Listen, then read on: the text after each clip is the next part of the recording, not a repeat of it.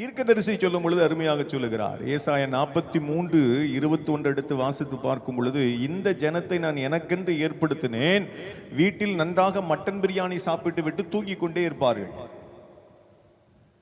அப்படின்னு இருக்கிற வசனத்துல இல்ல, இந்த ஜனத்தை நான் எனக்கென்று ஏற்படுத்தினேன், இவர்கள் என்னுடைய துதியை சொல்லி வருவார்கள். மனுக்குளம் படைக்கப்பட்டது நோக்கம் என்ன?